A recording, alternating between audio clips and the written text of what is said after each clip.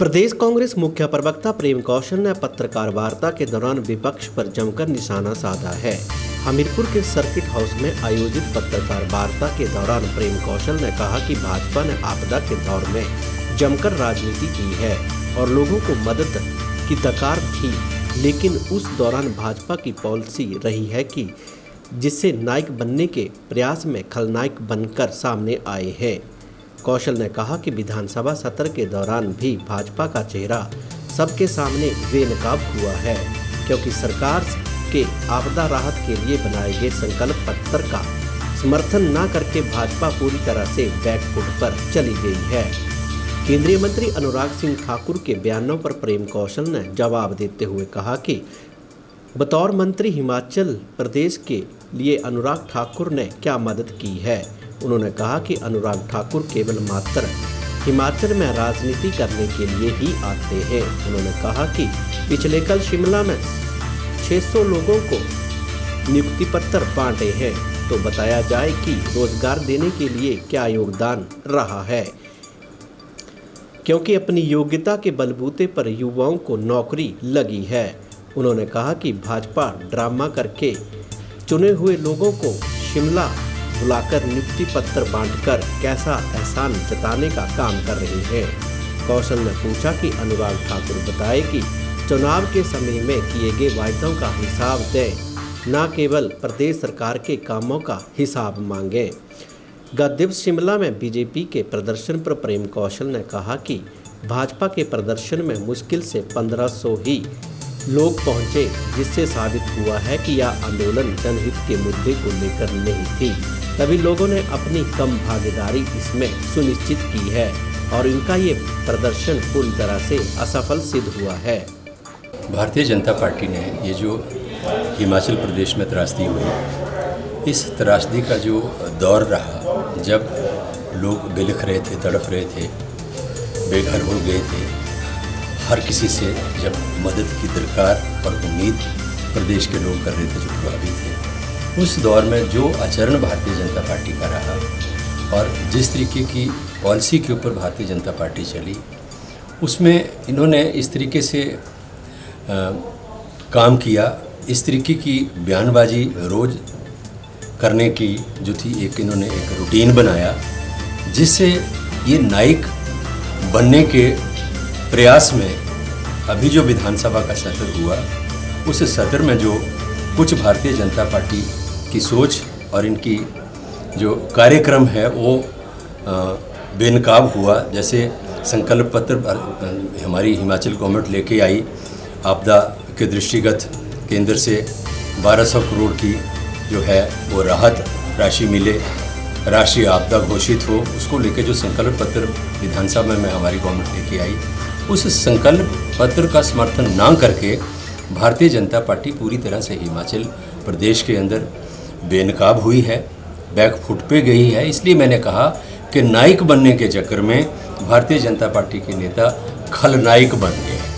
खलनायक के रूप में उभर कर उनकी छवि जो है वो प्रदेश के अंदर आई है। सहयोग करने की बजाय भारतीय जनता पार्टी जो है उसकी कार्यप्रणाली से ऐसे लगा कि भाजपा चाहती है कि हिमाचल में जो त्रासदी हुई है, हिमाचल में जो आपदा आई है, इस आपदा से प्रदेश के लोग निकल ना पाएँ, उबर ना पाएँ, उनका दर्द दूर ना हो सके, उनकी तकलीफ़ें यथावत जारी रहें, ताकि लोग परेशानी में हिमाचल की जो सरकार है उससे नाराज़ हों और आने वाले लोकसभा चुनावों में इस नाराज़गी का जो लाभ है वो भारतीय जनता पार्टी को मिल सके। ये सारी जानकारी विधानसभा में हिमाचल प्रदेश की सरकार जो केंद्र से आया, किस मद में आया। पहले तो अनुराग ठाकुर हिमाचल का हिसाब मांगने से पहले तो मैं अनुराग से जानना चाहूँगा कि बतौर मंत्री उन्होंने हिमाचल प्रदेश की क्या मदद की, केंद्र से जो राहत पैकेज है वो अब तक क्यों नहीं मिला,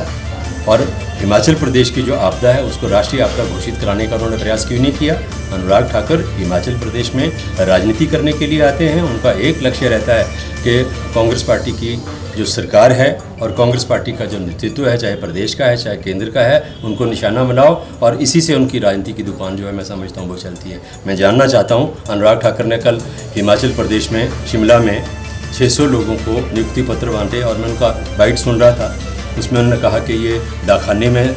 जो लोग लगे हैं वो हैं या बैंकों में जो लोग लगे हैं वो हैं। तो मैं ये जानना चाहता हूँ कि उसमें अनुराग ठाकर का या भारतीय जनता पार्टी की जो केंद्र की सरकार है उसका क्या योगदान है। ये तो रूटीन में निकली नौकरियां, जॉब्स हैं जो बच्चों ने अपनी योग्यता और मेरिट के आधार पर हासिल की हैं। और ये पहली बार हो रहा है कि विभाग के द्वारा नियुक्ति पत्र बांटे जाने की बजाय केंद्र सरकार के मंत्री जो हैं वो एक राजनीतिक ड्रामे के तहत नियुक्ति पत्र जो है वो बांट रहे हैं। और वो भी पूरे हिमाचल प्रदेश के लोगों को कल शिमला बुलाया गया,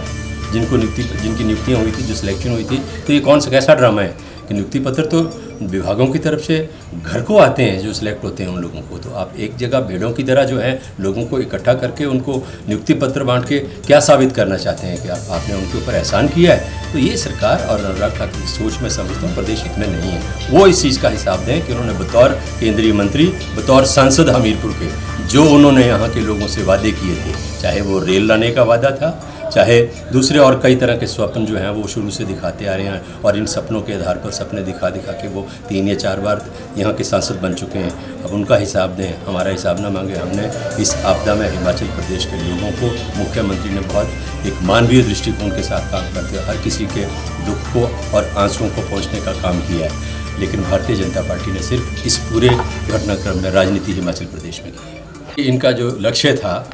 वो 15,000 लोगों को एकत्रित करने का था। जिस तरीके से इन्होंने गाड़ियों के नंबर मांगे थे, हर ब्लॉक से इतने लोग आएंगे,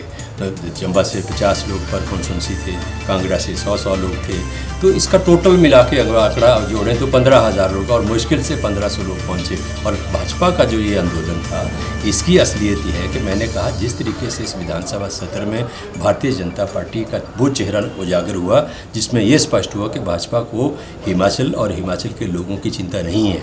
ये जो आंदोलन था ये जनहित के मुद्दों के ऊपर नहीं था। ये भारतीय जनता पार्टी, जैसे कि मैंने कहा, बैकफुट पे है, भाजपा में पैनिक है। ये जो भारतीय जनता पार्टी का आंदोलन था, गिराव का कार्यक्रम था, ये भारतीय जनता पार्टी को बचाने की दृष्टि से था और पूरी तरह से असफल रहा, फ्लॉप रहा।